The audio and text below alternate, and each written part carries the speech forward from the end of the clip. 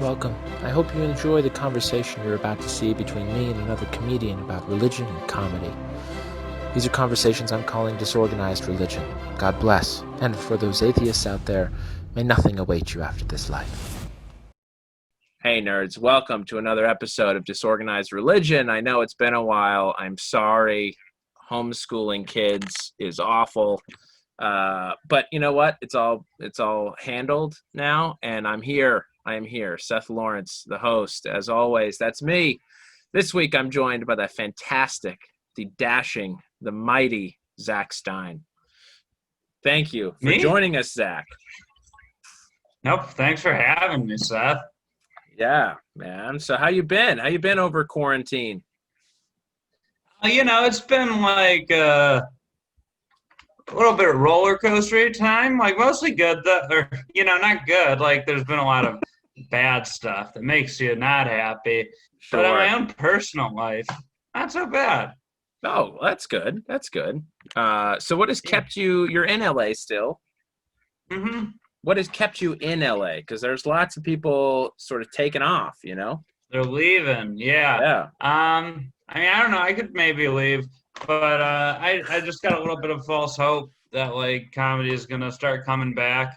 I just did some I'm doing what I want to do with as far as comedy goes. I'm gonna do shows when I've got them. I just did a couple in Arizona with nice. with some of my friends at like the Tempe Improv and Phoenix Stand Up Live. That were awesome. It felt very nice to go back to stand up. Yeah, that's great. So had that been your first sort of live sets in like what, 6 months or?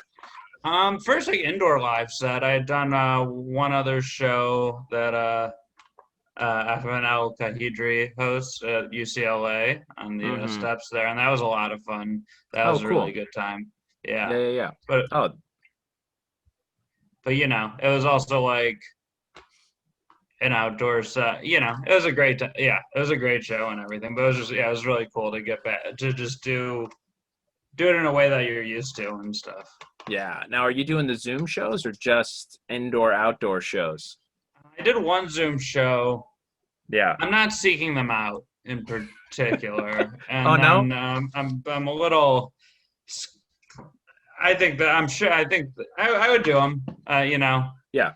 But I'm not. I don't feel like a strong desire to.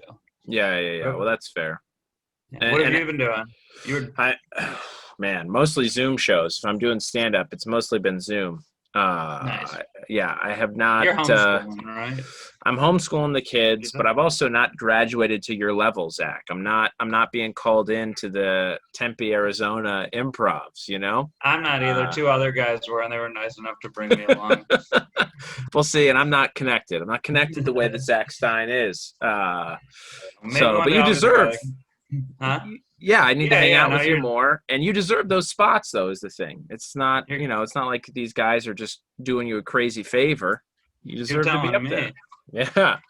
Yeah, man. Oh my gosh, but yeah, mostly Zoom stuff. And then this. When I can get some free evenings, and we're not traveling outside of LA to escape the terrible air quality.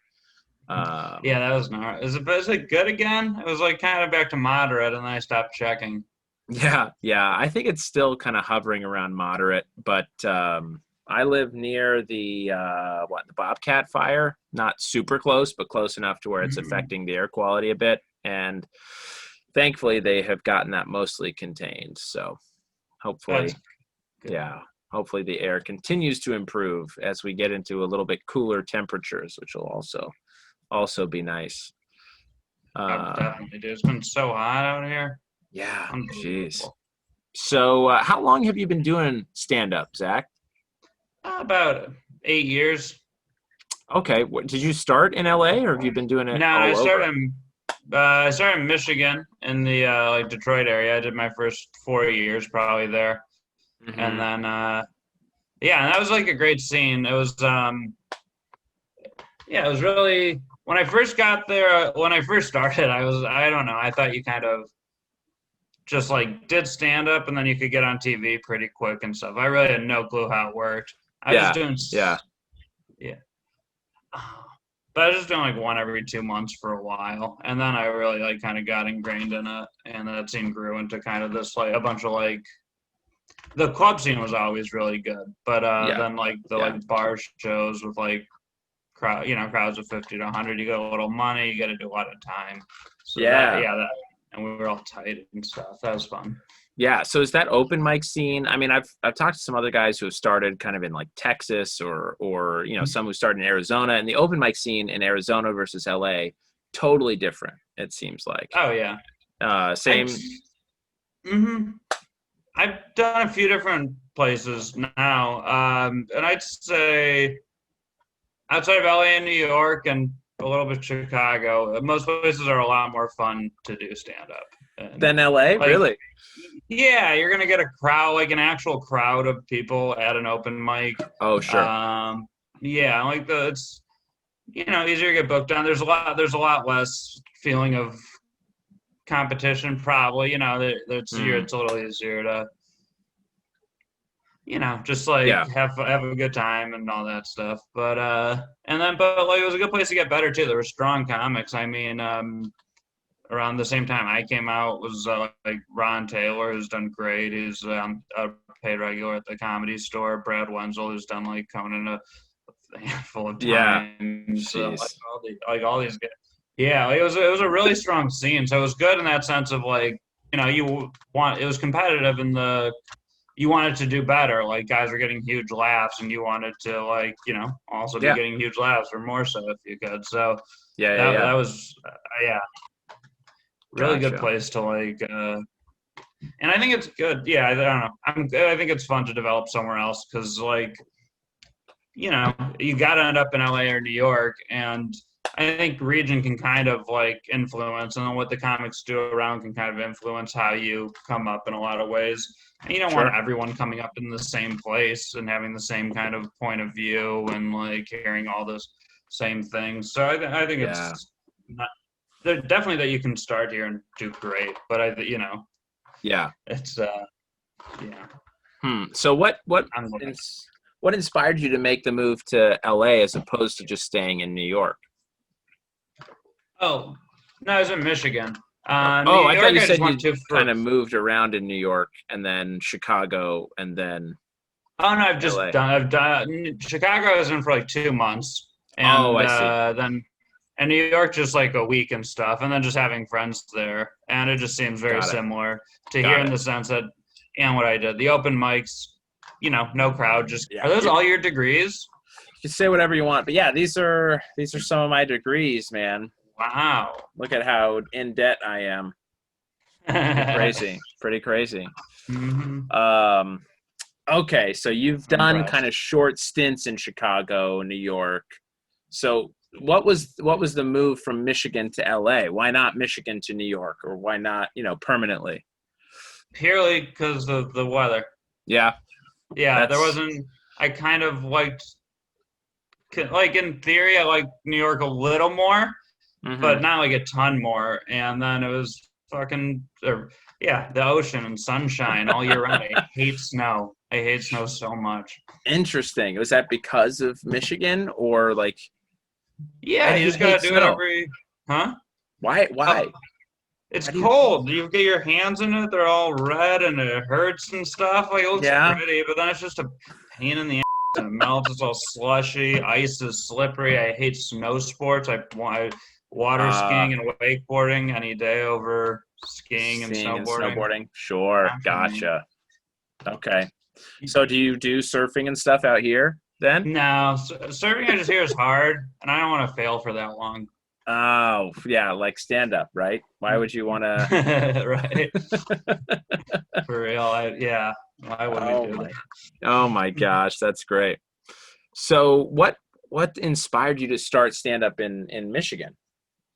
I was always really into stand-up. I wasn't like, I became way more of a stand-up nerd, but I thought I was one, and I was compared to like my friends. So I would watch like Comedy Central every night. I loved I'd watch all the half hours. I didn't really know anyone's names of the big guys, but I'd like listen to the album. Like Chris Rock, Bigger and Blacker was the first one I got because like Yeah, that's the first stand-up I ever got. It was like No Sex in the Champagne Room was on MTV's Total Request Live with songs and everything for like a month.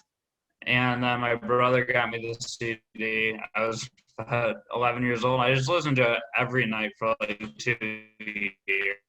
And I just thought stand-up was the coolest. And I always loved jokes. And then it just didn't really seem like I didn't know how to approach it. It wasn't, I was gonna go to college. I went to college for a little, but I just never was that passionate about what I was studying. It was like pre-law stuff, and Yeah. I just started partying and all that stuff. And I'm like, eventually, it was like, oh, this isn't gonna work out. I'm kind of failing out here. Yeah. And because I would just like sign up for classes, mean to go, and then just not go, and then not even unsign up for them. I would just go like a 0.0. And Oh, like I had man. good grades in my first semester, but Yeah. and I just blew it off. And then it was like I would talk about doing stand up. I would write jokes. I'm like I was in a fraternity, and like I would like every night. Like it was funny. Like you don't necessarily expect it, but like they were like so encouraging and Yeah. like would make me Interesting. do jokes for them. And then was Yeah. like yeah. And so finally it was like once college was like jigs up, this is over. I was like, all right, I guess I'll try this. And one of my friends knew a guy who did open mics. He put me in contact. I called him up. There's a Joey's Comedy Club, which is now shut down, which is closed. Not for Yeah. Corona, just ran out of Before money that. a while ago. Yeah. Just standard. No one goes to comedy clubs type of stuff. Sure. Call him up. I was 20 years old. I'm 31 now, so I started about 10 years ago. Okay. But I stopped for like a little over a year, and then the first year and a half, I would go to a mic every 2 months, so I don't really count it. Gotcha. But yeah. I call up. I'm like, hey, I'm 20 years old. I won't drink or anything. I come in, and they're like, nah, I don't think we can do that. And then so then I just went with a fake ID. Oh, And, gotcha. All right. Yeah, I called Yeah. back like 10 minutes later from a different phone and made a reservation. Just like I'm getting in. And then I'm getting in one way or the other. You're just getting. Yeah, you're getting in one way or the other. I read the jokes. And I'm like, it was one of those where I'm like, I felt like I crushed because like 30 of the guys from the frat like drove like 2 hours to come to the show and stuff. Yeah, they were really supportive. Yeah. And then, but luckily there's this guy he's out here now. He's really funny, Matt McClowry, and he went up and just destroyed, and it was so good. And I'm like, oh yeah, I kind of suck. So it was good to I didn't ride the high for too long. Right. That's what we all need. We all need sort of a high, and then to immediately be humbled. Yeah. The humbling's the best. But we would all suck if we never got humbled or thought we sucked. Yeah, or at least recognize the humbling effect, and try to improve. Because I think there's some of us. I think there's some of us out there that have bad sets but refuse to acknowledge that it was a bad set. Oh, 100%. I'm sure I've been guilty of it. Yeah. Yeah. Oh, definitely. And it's the funniest thing I think is when people. I don't even know if they think they had a good set, but they're like, you'll watch them just bomb and get like no laughs, and then they go on Instagram. And they're like, just killed at the Hollywood Improv, and it's like. It's a lie, but like 30 people watched you bomb. 1,000 people saw you say you crushed. Like that's the reality now. Right. It's unfortunate. Well, and I've seen comedians at the Comedy Store go from being on Potluck to Kill Tony when all of that was happening in the Comedy Store. And I learned very quickly the first question you ask someone, if they ask you, how'd your set go? You say, were you in the room? And if they say no, then you say, I killed. It was great. That's funny. That's smart. And I saw that happen quite a few times when I was in the room and I thought, well, you probably did okay. I wouldn't go with crushed or killed, but you didn't bomb. But yeah, I don't know. There's a lot of salesmanship that goes into stand-up, I've realized. A lot of self-promoting that has to happen. every job is salesmanship. It sucks. I want there to be. I just want to do. I would rather not do the sales part, except on stage. That's a little salesy. Yeah, But yeah, like that yeah. part, I like. But that's the part you're supposed to be, Right. selling something, right? Some persona, selling a The one joke, lesson, something like that. yeah. The one lesson like that I learned is when someone says good set, just to say thank you. Don't argue that it wasn't a good set. Right, 'Cause I do that a lot. So yeah, thank you. I'm glad It you took me thought about so. 7 years. Oh my gosh, yeah. Oh my gosh, that's great.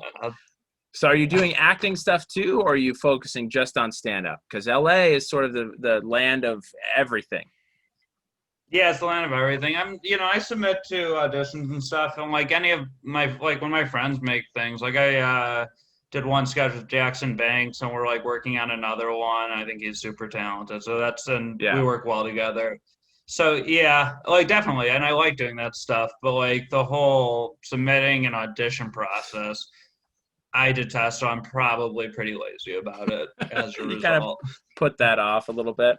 Yeah, I'm gonna do the start a podcast myself soon. Nice. But Yeah, good. I got a person we're just working on the first few episodes now.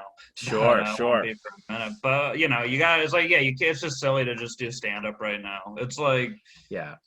And yeah, I mean, podcasting's so synonymous with it now too. It's like, and it's a great avenue for comics. It's way better than acting on the whole, I think. I think so. Yeah, for sure. And it's also arguably, it is improv. There's a little bit of improv that goes into it because you're just having a conversation, but there's not as much, I guess, pressure to be funny. You can just be yourself, which is nice. Absolutely. So what do you like most about stand-up? Just doing really well in front of a crowd. I've honestly on the show at the Tempe Improv, man, they were just so because like whatever you want to say about if they should have been out, if they shouldn't have been out, if you're out, you're there to have a good time, right? Yeah. Just top to bottom, it was so good. They just like laughed hard at everything. I was like, I couldn't stop smiling for like hours after. That's great. I was like chilling, doing okay, and like doing pretty well and stuff, working on other things.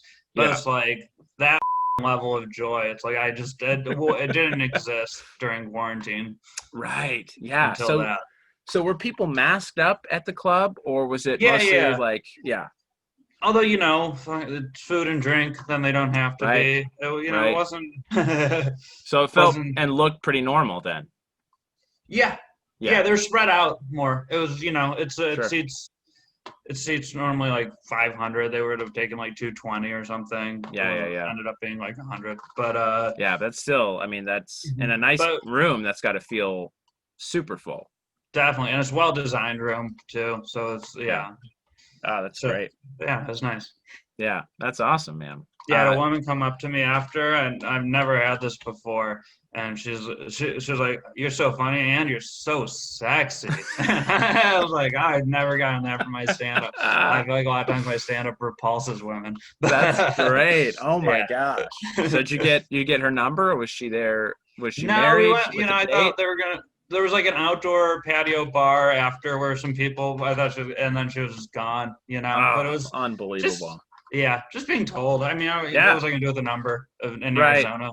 Right. I mean, it's not that long of a drive though, but yeah, no, it's true. That's true. It's true. That's perfect. So are you from Michigan or are you from somewhere else? From Michigan. Gotcha. And what was your family religious at all or no? I grew up with Judaism. Like going to synagogue just on the high holidays. Both holidays, my mom's Catholic, and so like we have a big. My mom's side of the family is really big. Like Lebanese Catholic, she's got like 13 brothers and sisters, all with a bunch of kids and stuff. Like the Christmas party is like 120 people, and it's all family. So we would do like big Christmas, big Easter, all that stuff, and then just go to synagogue and whatever on Yom Kippur, Rosh Hashanah, all that jazz. Celebrate Hanukkah, get 2 sets of gifts. That's great. I mean, but I have to ask though, because I thought Judaism passed through the maternal line. Yeah. So are you really Jewish or are you not, Zach? Right? I mean, hopefully the Nazis see it that way. I mean, You I know, hope they don't come into power. that, I hope that doesn't matter, you me know? too. But yeah, that's always been my thought. I was just raised it because that's my dad. Got it. Yeah. Whatever. When I turned 18, I'm like, and I was like, do you really do you strongly believe in this stuff? He's like, nah, but I just thought it was the right thing to have you grow up with it. Sure. Because I was like, I just don't really buy it. I was like telling him that it wasn't really for me, and then to find out, like, yeah, I always kind of suspected it. Yeah. But I think it was also important to his mom, my grandmother, who was a very wonderful lady. Sure. Yeah. So were either of your parents very religious, or was your dad sort of kind of Jewish but apathetic, and your mom was also Catholic but apathetic, or? Yeah, I think both of them pretty apathetic. Yeah. But kind of wanted like, to give you kids like a good foundation in their religious upbringing. Yeah, exactly. I'm sure back then they're like, if your kid doesn't have God, they're gonna be a punk rocker. Sure, which is pretty terrible. I mean, that's the way everyone in my hometown feels. Still to this day. Did I tell you? Do you know what Yom Kippur is pretty much, right? I mean, I have a general idea that it's a Jewish holiday and it's a holiday of fasting, right? Yes. All right. One second. Oh, before that though, but yeah, I say that because I don't even really buy into the religion. But the main reason I identify as Jewish still is because of the Nazi thing. They don't care about the mom thing. If people ever start like rounding up the Jews, then it's like you're there. Yeah. With the So Stein. it's like whatever. I'm a Jew. If you know. Right. You guys right. would just they would just shut up. I'd stop. I wouldn't feel the need to do it. But yeah. Anyway, Yom Kippur is the holy of holies, as my dad calls it. It's like it's Easter. It would be Easter for Christianity, I would guess. And so it's you repent for your sins by fasting for 24 hours, no eating, no water. Just did that recently, and then and you gotta go to synagogue and pray, and all the prayers aren't in English. It's really boring. Right, and, they're in Yiddish, right? Yeah, Hebrew. Hebrew, got it. Yeah. So 12 years old. It's two different languages. I don't really get why, but Yiddish is way funnier. Sure, of course, for sure. But yeah, so I'm 12 years old. Me and my friends sneak out as we often do, and are wandering around. And I don't know. One thing leads to another, and I ended up throwing a brick through a glass door at my synagogue on Yom Kippur.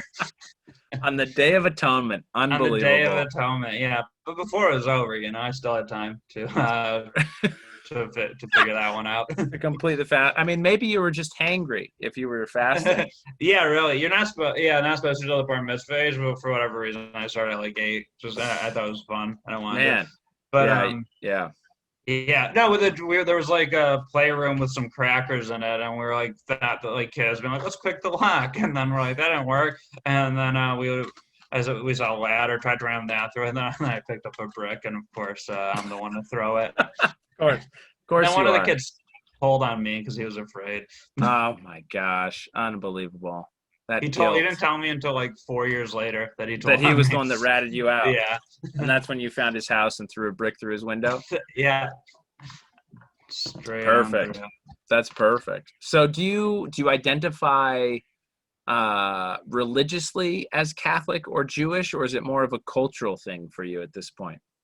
More cultural. I don't really, for me, it's like I believe in, like I can't be atheist. Like I just don't, because for me, part of it's like all any book that's like our God is a thing. It's like he's unimaginable. So it's not like you get good enough at science and you get him. It's like it's kind of a loophole, but it's like we're not. You can't prove it, but that doesn't mean it's not there.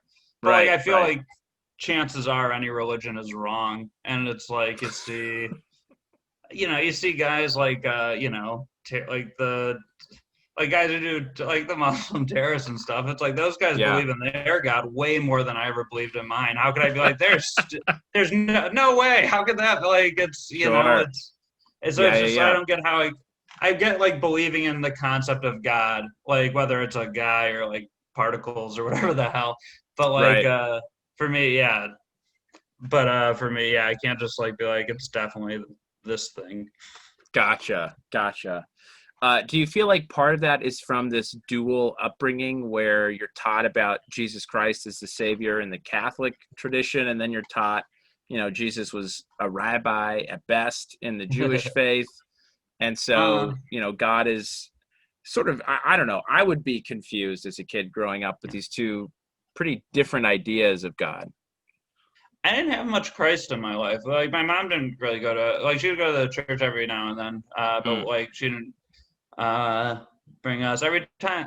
I had like a babysitter who was like was always around, and like we would stay at her place sometimes, and she would take us to church on Sundays sometimes, and we just like the communion and but no, Yeah. really it was, and synagogue and Sunday school and all that was just like another opportunity for me to like stir up with my friends. I was always getting kicked out and stuff, and so Gotcha. All right. So it yeah, I never don't know. really connected with you at any level.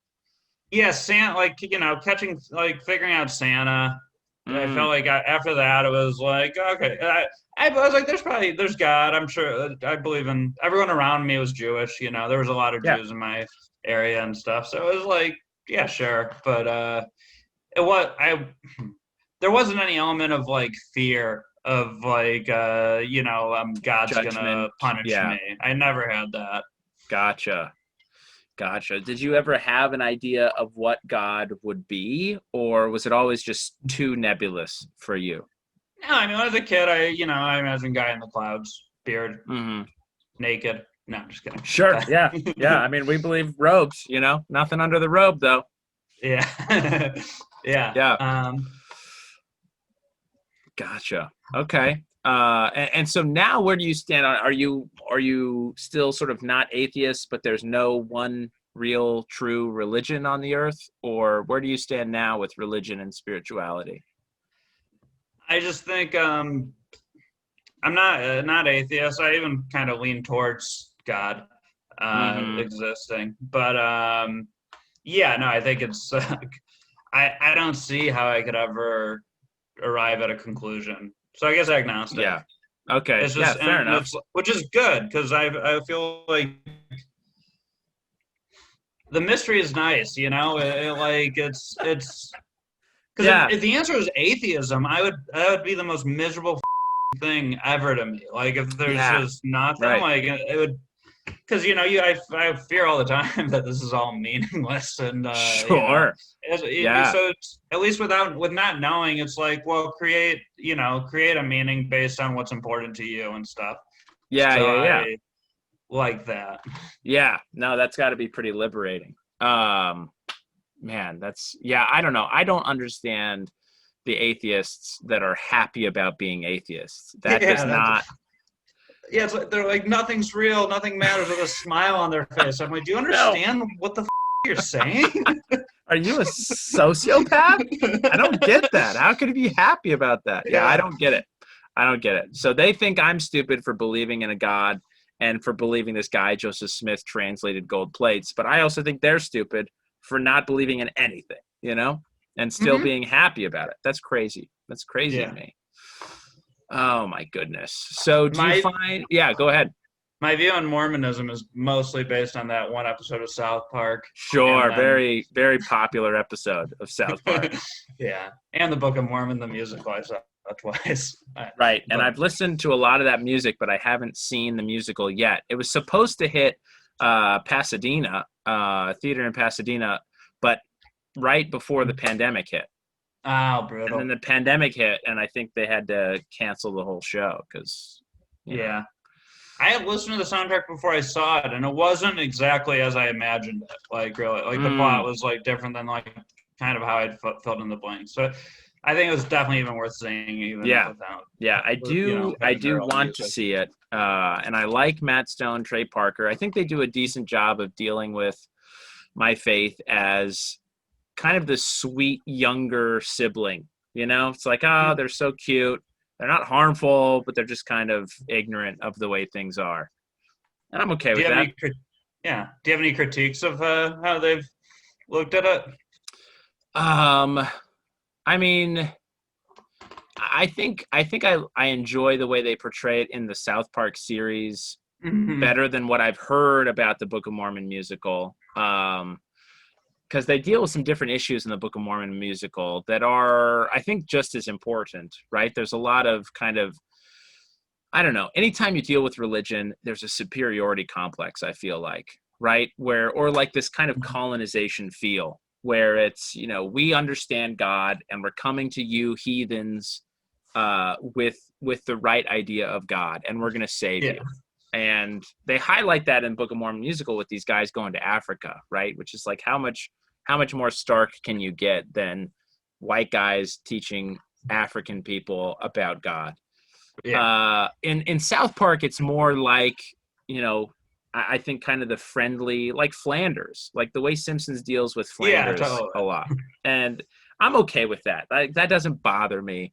But when you start getting into the colonization stuff, I don't know if it's like hitting true, that bothers me more, or if it's like, well, they don't, you don't like, you clearly don't believe my religion, so why would you portray it in this way? But I understand, they're dealing with a general audience, and that is the way Mhm. we're perceived by most of the world. So, and it's not like we're apologetic about believing that our faith is the one true faith.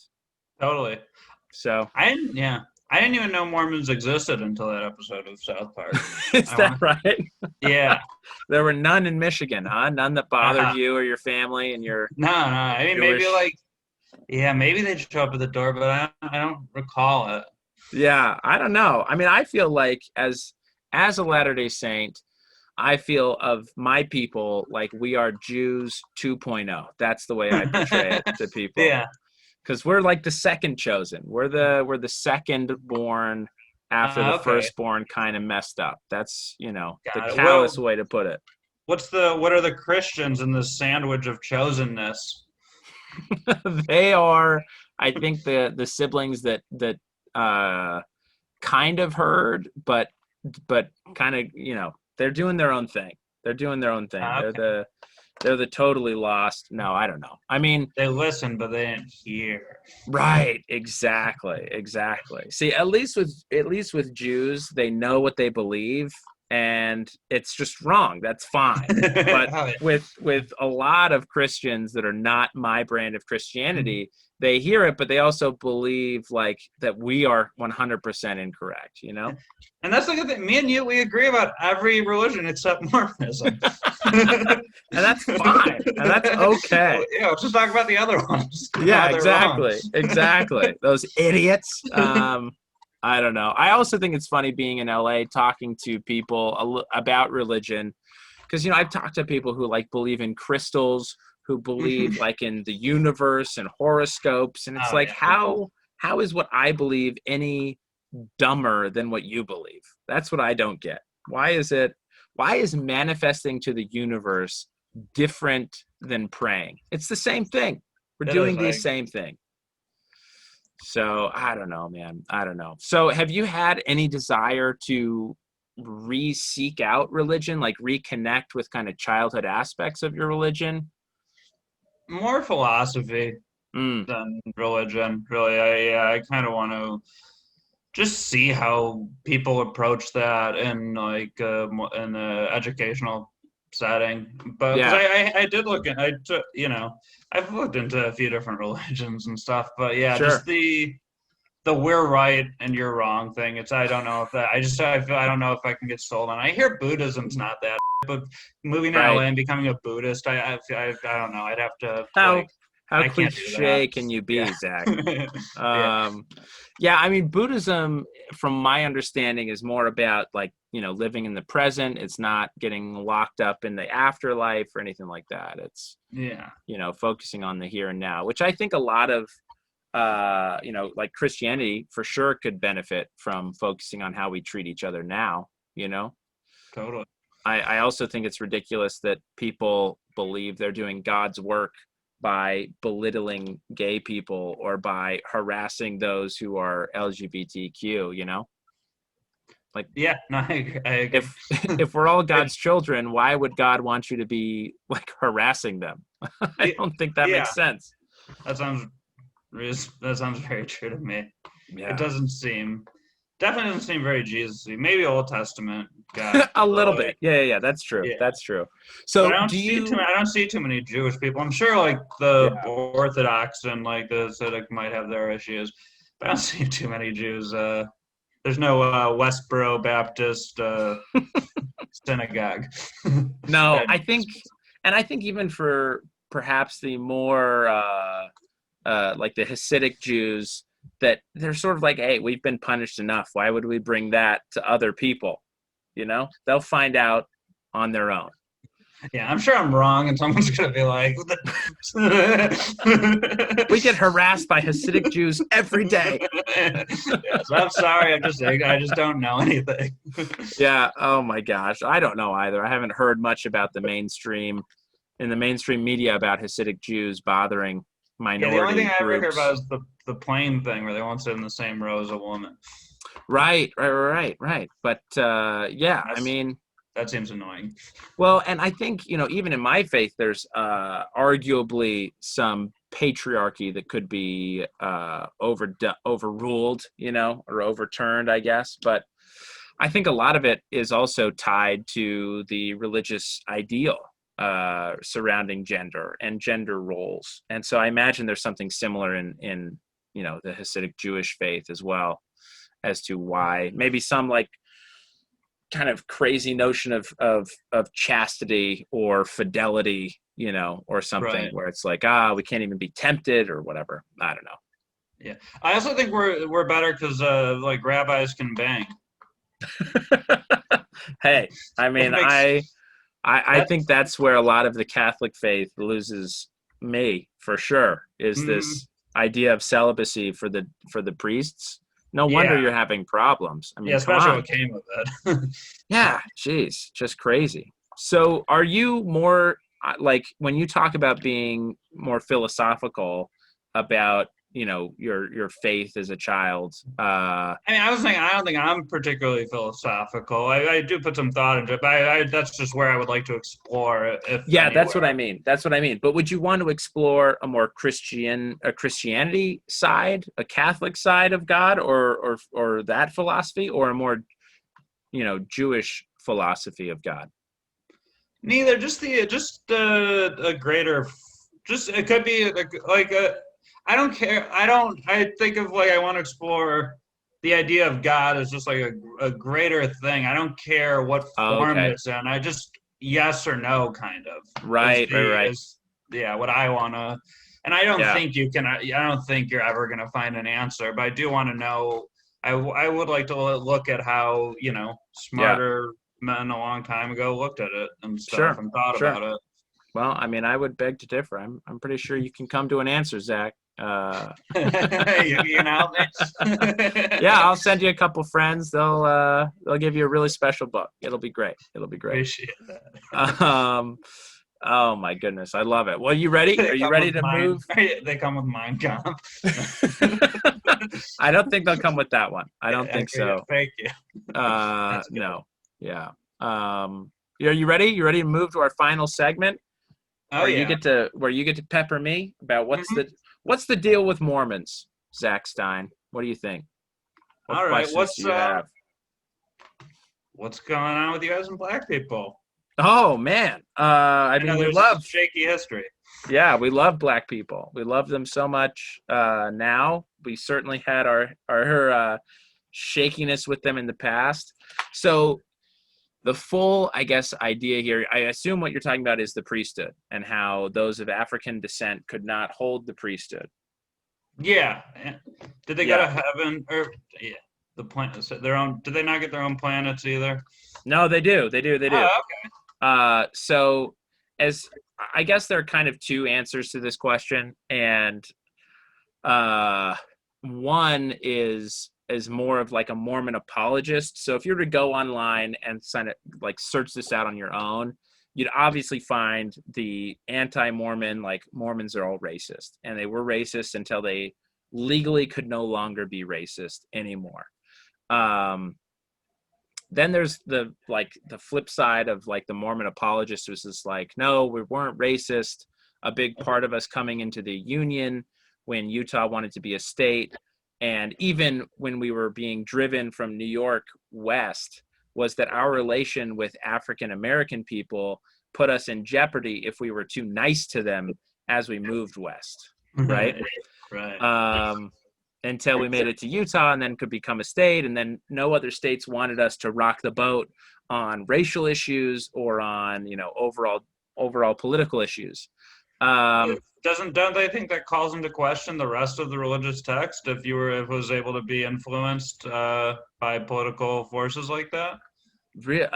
I don't think so. I mean, I think, you know, the real problem is there are some verses in the Book of Mormon that are not at all about African Americans, but they are totally about the early inhabitants of the American continent. Because my religion's belief is that the Book of Mormon tells the story of the early inhabitants of the American continent. All right. So some of them were of Jewish descent. They came from Jerusalem, fleeing Jerusalem, moved to the American continent. And some were people who were already here and are now, you know, the Native Americans, right? And there are some verses in the Book of Mormon that talk about some of these inhabitants being cursed with a darker skin. Oh boy, how do you get around that? I mean, geez Louise. So I think it's more of a convenience. If you think about Old Testament God kind of being possessive about who were following him, you know, the Jews definitely had like this inside crowd aspect going on. And I think there might have been something similar going on for the early American, you know, believers in Jesus Christ. So there you go. As far as like those of African descent and the priesthood, yeah. So our church initially with Joseph Smith gave the priesthood to all worthy men, regardless of race, ethnicity, whatever. And then as the church grew and as we started moving into different states, the church developed a policy where no man of African descent could hold the priesthood. And that lasted until, you know, 1975 or something, quite late, actually. And there's been no reason really why. People have hypothesized some really awful things like, oh, well, those of African descent descended from Cain. So it's a curse. It's a curse that God has finally lifted from those evil descendants of Cain. That's never been espoused by, you know, the mainstream faith. Yeah. So, I mean, I think the real truth of the matter is there might have been some racism somewhere in the past with the faith, you know, with leaders in the faith. I don't know. I don't think so, but there might have been. I mean, the world was a different place in the, you know, 1800s, and why it would take so long is, I think, a different question. And that part probably influenced by some, you know, by some racism, just by some laziness. I think people weren't asking the right questions, you know? Anyhow, so yeah, that's the long and short of it. Yeah, there's the press release. Yeah, exactly. No, totally. Exactly. Okay. Mary kill Joseph Smith. Can you do that? Joseph Smith. I mean, not really. How about Mary kiss kill? How about that? Okay, Mary kiss kill. Yeah. Joseph Smith. Okay. Moroni. Okay. And Brigham Young. All right. As a woman, I would have to get into my feminine side. Okay.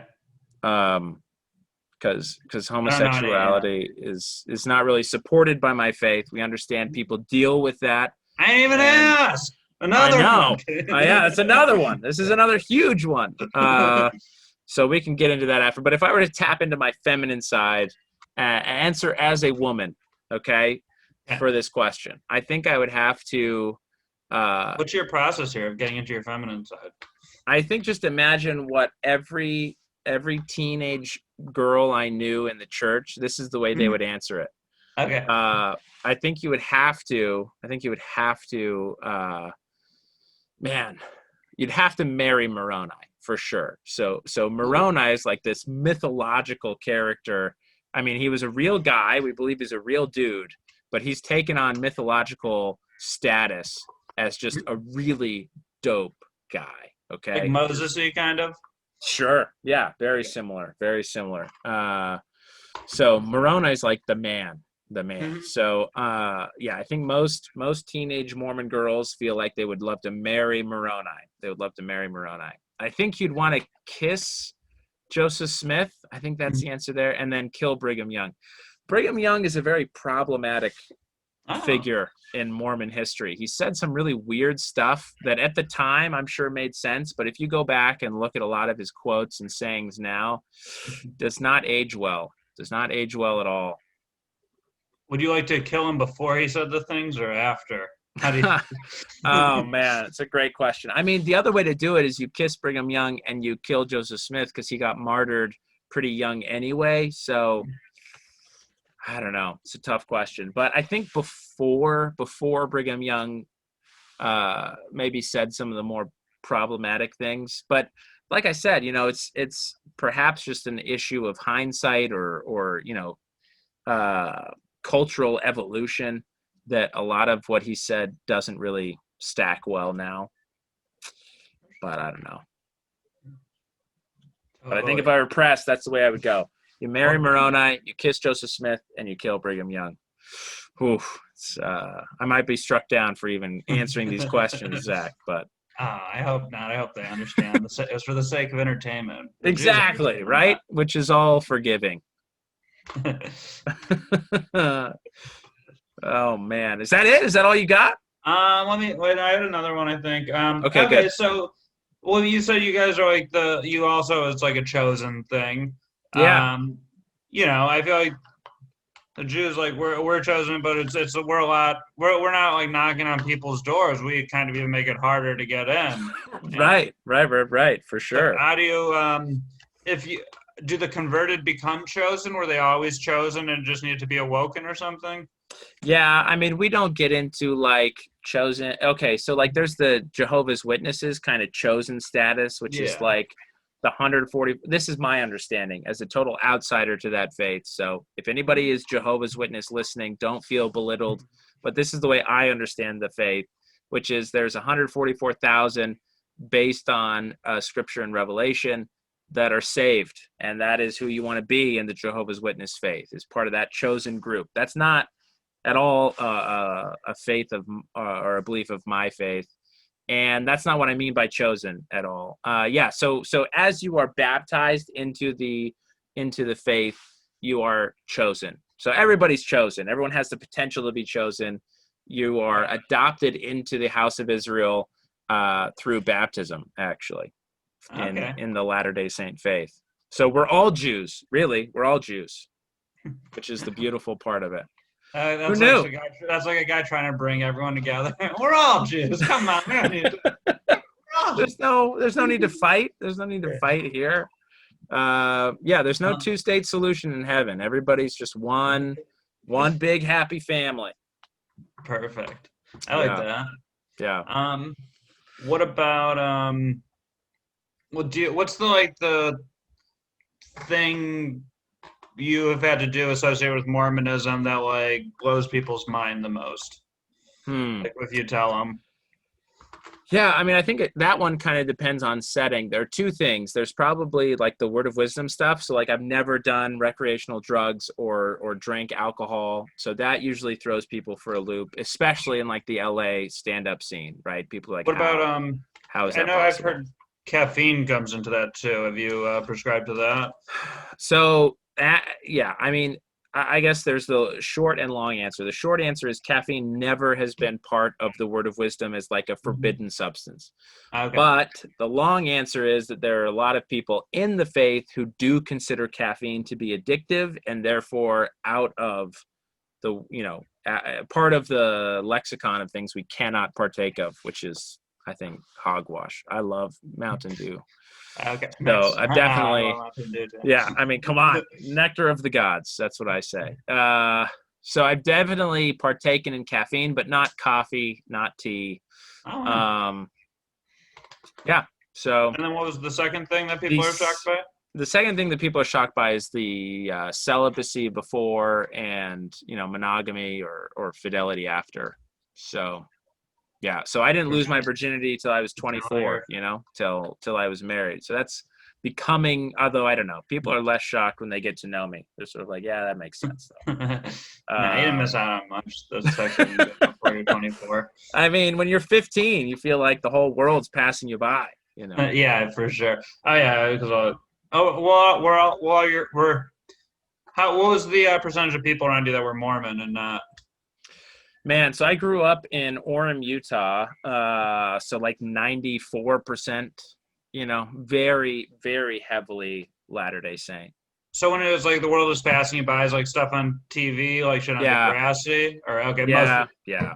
Well, and you also deal with the same kind of feelings and temptations that everybody deals with when they're a teenager. It's just maybe not as, I guess the one thing is there's this added cultural or societal pressure to stay true to your faith, right?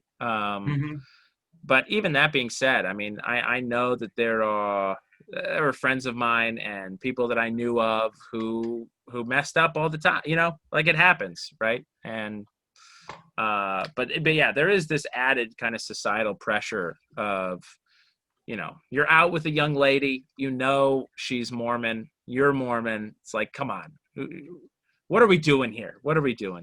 But sometimes the animal instincts take over, apparently, and there's just nothing you can do about it at one point.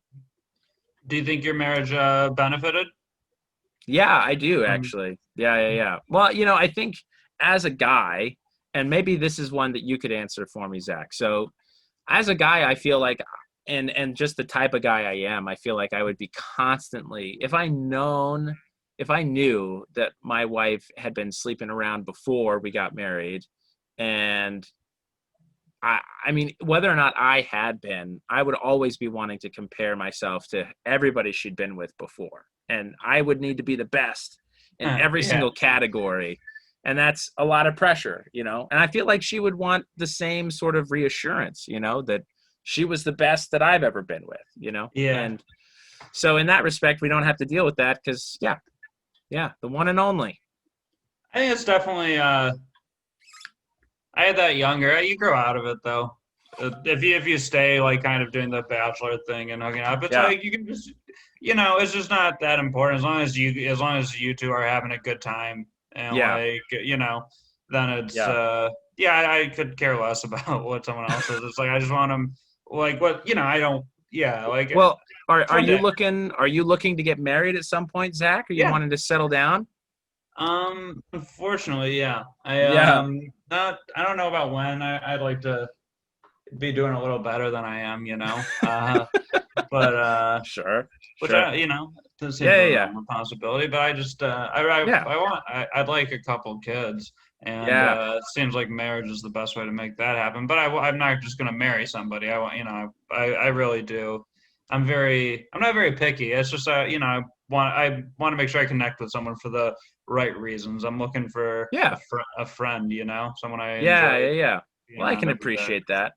But I mean, what you're telling me though is that when you find that very special someone, that friend that you want to be with forever, that you're not going to be at all curious or bothered by her sometimes being like, "Oh, but Dave really knew how to do X."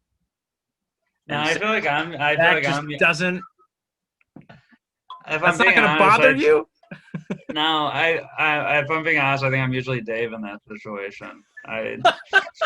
Okay. I don't like saying it because people don't ever believe me, and because I got this whole like, I don't know, like whatever. But no, I communicate well, and I just don't have too many hangups, and it's just usually a pretty good time. And the best thing for it was I started only sleeping with people I enjoyed being around before and after. Sure. And then it's like it's a lot because it's a lot harder to force that it's a lot harder to wait, what are you doing? It's a lot harder to develop chemistry sexually when you didn't have it kind of interpersonally. So even if it's like we're only gonna hang out for an hour and it's just a hookup, I'd like that hour to be enjoyable. And that I think that really makes the makes it easier just to be comfortable and bed. Yeah. Well, this has been great life advice and relationship advice from Zach Stein, the Dave of the loving world. I love it. I love it so much. Any other questions for me before we let you plug whatever you want to plug? No, I think you really answered it all. I'm ready to be a Mormon. Beautiful. This is what we wanted all along, Zach. This is the whole point. Send me your address, and I'll send you 2 young gentlemen to your house. It is Hollywood, but yeah, yes, it is. Well, thank you for joining me, Zach. Anything? What do you want to plug, man? Thanks for having me. Yeah. I got some. I have some stuff in the tubes that'll be interesting, Good. but I just don't want to talk about them yet in case it doesn't happen. Fair enough. And it's gonna be probably a month down the line or so. But Sweet. It'll be on there. Follow me on Instagram at hack_Stein, and I try to be funny on there pretty often. And then once this stuff is being pumped out, you'll be the first to hear about it. Yeah, baby, that's great. You got a YouTube channel yet or no? I do, but there's just not really anything going on it. Yeah, fair enough. All right, well, I'll put your handle for Instagram in the notes so people can follow you. And sweet, you announce all your shows and stuff on Instagram, then I take it. Totally. Beautiful. Zach, I miss seeing you in real life so much. This was nice, though. I miss seeing you, too, in real life. Yeah, this was great. I bet it'll happen. I think so. Sooner, I hope, than later. We'll see. Maybe November 5th. I don't know. I don't know when results are coming in. November 28th. Right. Man, my gosh. We'll see. It's gonna be crazy. There's so much up in the air right now. It's gonna be a weird time. Hey. Yeah. But thank you. Nonetheless, thank you, Zach. And I hope you have a wonderful evening. You too.